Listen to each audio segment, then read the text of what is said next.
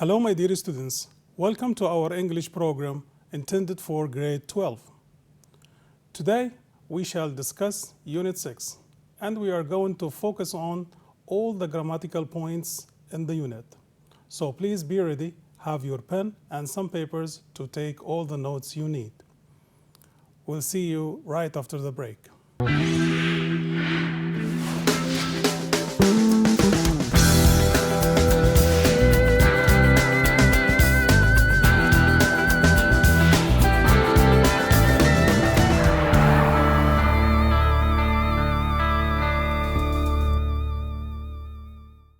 Welcome back, students. Now, as I told you, Unit 6 has important grammatical points. We shall focus on the passive. Also, we will talk about how to express possibilities, and then we shall deal with prepositions. Well, let's start and see what we're going to understand for this episode. All right, now let's see. Okay. Well, as I told you, we're going to deal with the grammar section. So it's important to know what exactly you will try to learn for this program. Now see, this is the objectives. So the first thing we're going to deal with is how to express possibilities and the probabilities. In this sense, it means you're going to use must, can't, and might to express whether something is possible or not possible, or even if something you are not sure of. Then we will move to talk about passivization or passive voice. We will focus on how to change sentences from active forms into negative or into passive forms. Then the third point is about prepositions such as in, on, and at. Let's start our lesson, so try to focus to understand the whole points. Now let's see. Okay, possibilities. We use modal verbs must, can, and might to show how certain or uncertain we are about something. In this sense, the word possibility means that there is something that you are sure about it. How can we express that we are sure about something? Let's start with the first model or the first point, which is must. Well, as you know, must, it is normally followed by infinitive. When I say infinitive, it means we are talking about the base or the verb without any suffixes like ing or ed. It should be the root or the base of the verb. Now, what do we need must for? Why do we need it? We use must to express how much we are certain or sure of something. Normally, to be sure of something, you need to have evidence and reasons. That's why when we choose to use must, you have to read the sentence carefully to decide if you are sure or not sure. Now we are dealing with how to express how you are sure. Let's see. Now look at the example here. He owns an expensive car. He must be rich. Now, if you look at the sentence, you have evidence, and then you can use the word must. What is the evidence here? The evidence is expensive car. So if someone owns an expensive car, this means that he or she must be rich. So because he owns an expensive car, he must be rich. Let's move to the other one. All the seats in the cinema are taken. It must be a good movie. Now look for the evidence or the reason, then you can understand why we use must. Well, the first sentence, as you see, gives me information that all the seats in the cinema are taken. So if all the seats are taken, I cannot find a place. Too many people or a lot of people like to watch it. For this reason, we say that the movie or it must be a good film. All the seats, this is the evidence, and then we have it must be. Let's move to another way of expressing possibility. Here we have must have. Now notice the difference, try to know. Must is followed by infinitive, but must have is followed by past participle.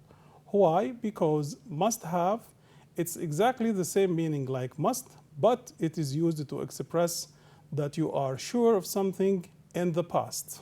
Let's see. We use must have when we are almost sure that something is true because we have reasons from the past. Now I want you to focus on the examples because they can help you understand how to respond correctly to possibilities. See, he came home early.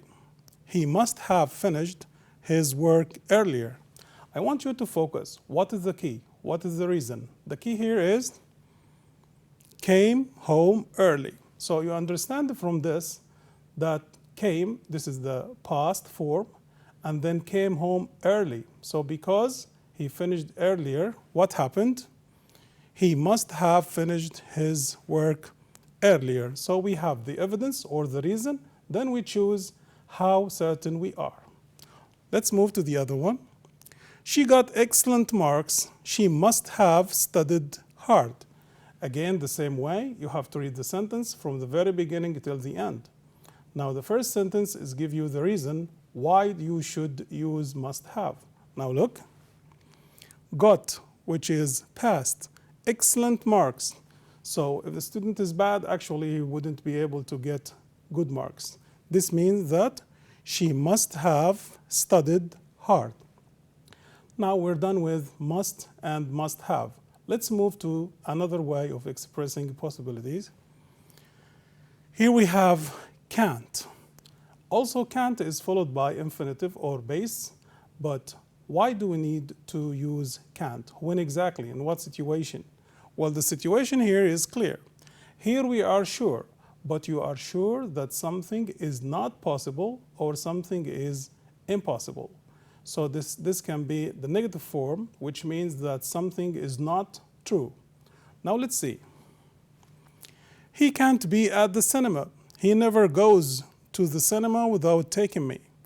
Again, now I think it's easy for you right now. Try to know the reason, and then you justify why you choose the word can't plus infinitive. See? Can't be at the cinema. Why? Why did they say can't be at the cinema? Because the evidence, he never goes to the cinema. So every time he goes there, he takes me with him. But this time, I can say he can't be at the cinema, simply because the reason here is that I didn't really go with him. Again, it can't be easy designing that building. Its design and the structure are very complicated. Now try to understand.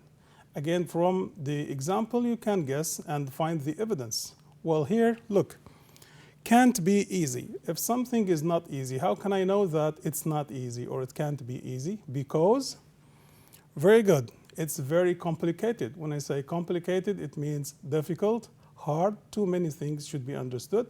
So because it is complicated, I will say it can't be easy to design something like that. Now let's move to can't have plus past participle. So can't is followed by the infinitive, but can't have is normally followed by the past participle. Actually, it is the simple past or the past form of can't. That's why we say we use can't have when we are almost sure that something is not true or impossible. We have evidence from the past.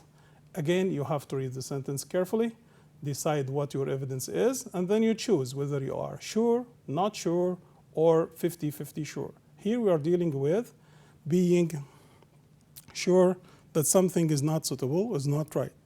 They only started eating 5 minutes ago. They can't have finished their meal. Well, think about me. Think about this.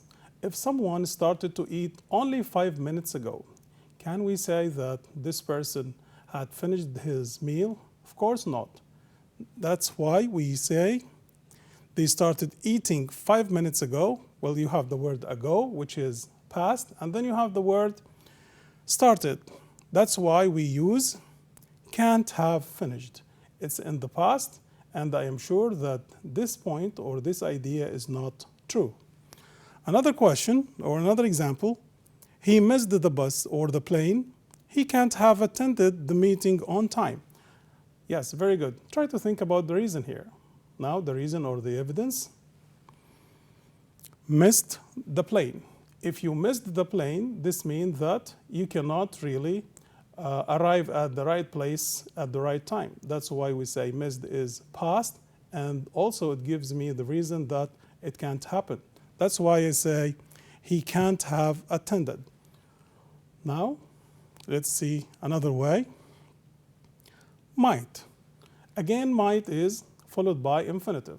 When I say might, what does it refer to? Am I sure or unsure? In fact, we use the word might when we are not sure about something. This is what we call 50-50 sure. It might be right, it might be wrong, but it's just a guessing. Now see. They have a strange accent. They might be French. Well, if you can listen to someone talking and his way of talking or his accent is strange, you may guess or you may not be sure if he is really American, British, or French. So that's why you are 50-50 sure. Now look at the evidence, strange accent. Then we have might be French. All right, let's move to another example. The sky is quite bright. It might not rain today. You can handle this by yourself. What is the evidence? Yes, you're absolutely right. Quite bright. Because it is quite bright, so you are not 100% sure, but maybe. That's why you say, it might not rain. It might not rain. Now we have done or finished might. Let's see the past form of it, which is might have. Normally, might have is followed by the past participle, not the infinitive. Again, it is used when we are not sure if something is true or not. There is evidence for our belief. Actually, it is in the past form. Let's see. Okay, she's not usually this late. She might have got stuck in heavy traffic. Now the evidence, she's not this late. This means that this time she is late. That's why we are not sure exactly why she is late. So we say she might have got stuck. All right, let's have another example. They did not answer my call. They might have gone to the cinema. Well, if you call someone and he didn't really respond or answer your call, you are not 100% sure what he is doing or why he didn't answer your call. That's why we are not sure. It's 50-50 sure. Now see, did not answer my call. That's the reason. So might have gone.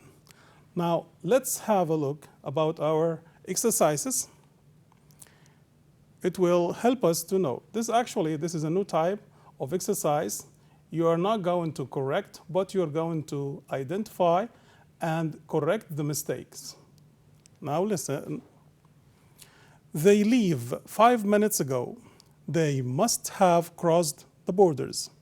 Well, as you see, the mistakes are underlined. You should identify what kind of grammatical rule here, and then you try to answer it or to correct them. Let's see. We have keys. Each sentence has a key. What is the key here? Ago. What is it for? Ago means I'm talking about the past. So I'm dealing with the past. And then, let's say, they leave. So leave should be in the past form, which is left. So they left 5 minutes ago. They must have crossed. Must have is not the right one. Yes, they can't have crossed because they left only 5 minutes ago. It's not easy. They cannot really reach the borders. Again, she is below average in science. She must pass easy. Well, the word must and the word easy. Try to identify. What is the key here? Is. So I'm talking about present or past. I'm talking about present. Let's see, she is below average. If she is below average, it means that she is not a very good student. That's why we cannot say must, but we say she can't. Why? Because I have the evidence. I have the reason here. She is below average. Now, look at the end. She can't pass. You cannot say easy. Easy is an adjective. The adjective needs a noun, but it should be an adverb. That's why we say, yes, easily. Very good. Let's move. to another. Listen, somebody was knocking at the door. It must have been our neighbor. Now look at or look for the key again. What is the key here? Listen. So when I'm saying or when you say listen, it means something is happening now at the present time. You cannot use the past. So number one, was should be is. So if someone is knocking at the door, you are not sure. You don't know if he is a specific person or not. That's why we don't say must. We are not sure. We say might be. If you remember, it's 50-50. I might be right, I might be wrong. He might stay up late because he seemed asleep. He might stay up late. Now let's look at the key again. Seemed. What does the word seemed tell me? It tells me that this is in the past form. So he might stay up late because he seemed asleep. Now, might have. Why do I use might have? As I told you, might have plus past participle, it refers to the past, and at the same time, you are not sure. Again, he seemed, you cannot say sleep, we say sleepy. This is an adjective. He seemed sleepy. Verbs like look, seem, appear, they are normally followed by adjectives. Okay. Your father might have been very angry when he knows that you wasted all your money last night. Now the key word here is last night. So I'm dealing with the past again. My choices should depend on right choice in the past form. Now might have been should be must have been. Why? What is the evidence? Because when he knew that I wasted my money, when someone wasted his money, actually his father won't be happy with him. All right, let's see. Choose the correct form from A, B, C, and D. It blank be an easy exam. All students pass it with flying colors. So the exam, all the students could pass with flying colors, good marks. So does this mean that the exam was difficult or easy? Think about it. Must, can't, might, must have. Well, yes, it must be an easy exam. Why? Because all students could pass it. He's not usually tense. Tense, stressed, getting nervous easily. He blank faced some troubles at work. Must, might have, or wouldn't. All right, so what do you think of this? Good. He might have. So because we have he might have faced. If you look at the word faced, it is in the past participle. And the only option that can be followed by past participle here is would or might have. All right. Now, we have already explained expressing possibilities. Let's move to number 2, or to grammatical point number 2, which is about the passive. The question is, what is the meaning of passive? Why it is important to use passive? When it is necessary to use passive? Well, the question, as you see, normally we use passive when we focus more attention on the object, not the subject. In this sense, it means that the object is more important for the speaker than the subject. Let's identify what I mean by subject, verb, and object, because they are important for solving this grammatical point. Let's have a look. They canceled all flights because of the fog. Well, what is the subject? It is they, all right? Now let's move to the verb. This is the action that is done by the subject. It is canceled. And then we have the object. So we say all flights. Well, the rest is a sort of completion. This is a sort of completion. So I mainly focus on the object. The object here, as you say, is all flights. Let's see. All flights were canceled because of the fog.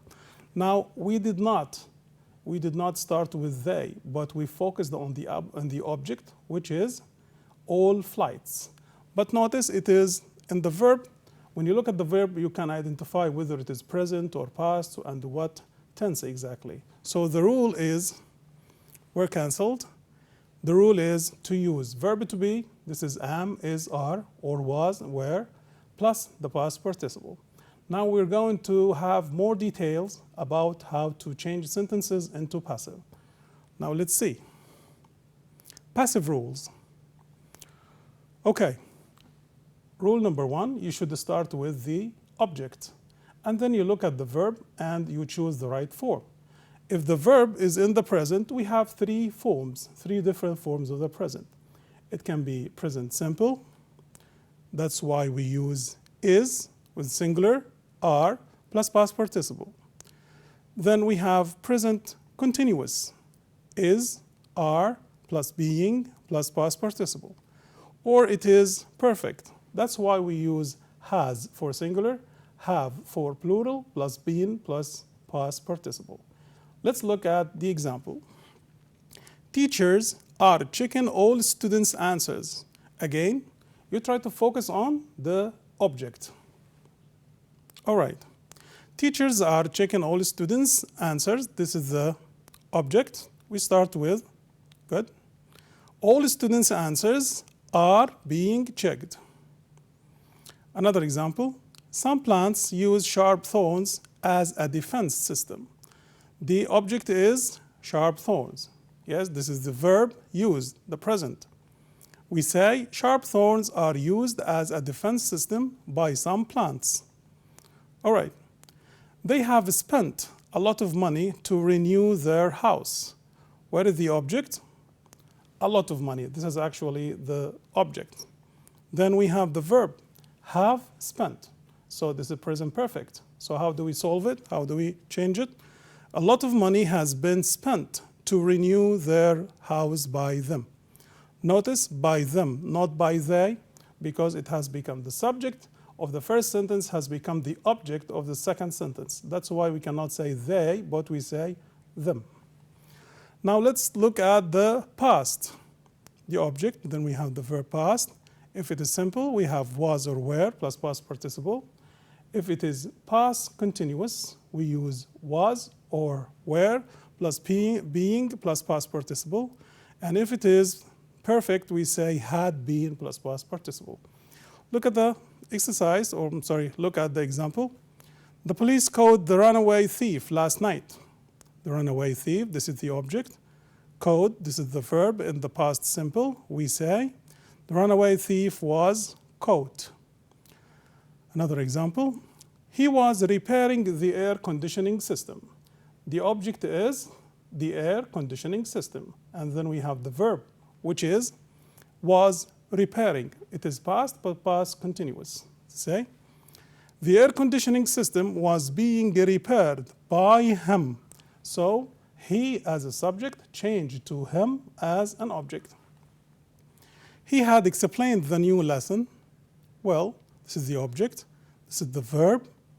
So the new lesson had been explained by her. Okay, again by her, not by she. This is the last form, which is about the models, like will or can, should be followed by be plus past participle. And then we have to plus be plus past participle. And then we have be going to plus be plus past participle. Let's have a look.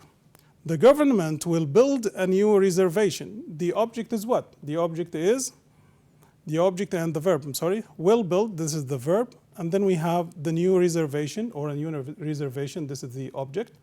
We say a new reservation will be built. They are going to reward the best employee. Now, the object is the best employee. Now notice, the verb here is are going to, but when you make the passive, you start with the best employee. The best employee is singular. You cannot say are, but you have to say is. So the best employee is going to be rewarded by them. The manager has to recognize the final decisions. Yes, this is the object. Has to, this is the verb, has to recognize. And then the final decisions have to be recognized or reconsidered, I'm sorry. Okay, just simple exercise. Now try to identify which form is the passive form. Pandas were originally found in several parts of Asia. We say the past is, or the passive is, were originally found. Then, pandas are protected by their thick coats.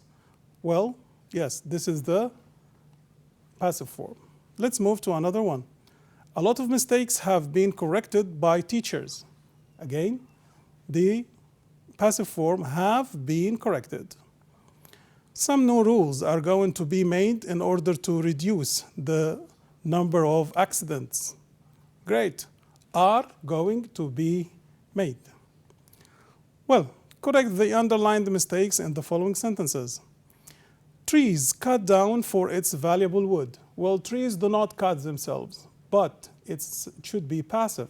We say trees are cut down for, you cannot say its because I'm talking about plural form. We say there. If pandas threatened by enemies, they climb off a tree. Now, pandas do not threaten themselves, but we say pandas are threatened by enemies. They do not climb off, but they climb up a tree. Okay, now let's see. The other point is we're talking about prepositions. Although prepositions are supposed to be difficult for many students, but we still have specific uses. Let's see. In, it is normally used before years, like saying in 2012. It's also used before seasons, like saying in winter, in summer, in autumn. Again, it's also used before month, like in January, in February, or in June. Also, it is used before centuries. Centuries, like the 20th century or the 21st century. We have also some other expressions like time of day, like saying in the morning, in the evening, in the afternoon. Now move to on. Again, on is used before weekdays. You say on Monday, on Tuesday, on Friday. Then we have dates. It should be at least a day and a month, like on the 25th of May. Other expressions, we have many of them. You say on the bus. Don't say in the bus, it's on the bus, on duty, on business, on holidays, on a plane, on TV, or on the first or the second floor. Then we come to at. Now, at is used before time, like saying at 6 o'clock, at 6:30. Also, it is used with other expression like saying at noon, at night, or at the weekends. Then we have place to do something typical, like people when they go to the cinema, say he's at the cinema, or at school, or at work. Now, we have already explained all the grammatical points that are necessary in Unit 6. We have talked about how to express possibilities. Then we also talked about how to make passive. And finally, we talked about the prepositions and the different uses of each one of them. So I hope that you have enjoyed our program for today. Best of luck. I'll see you next program. Thank you very much.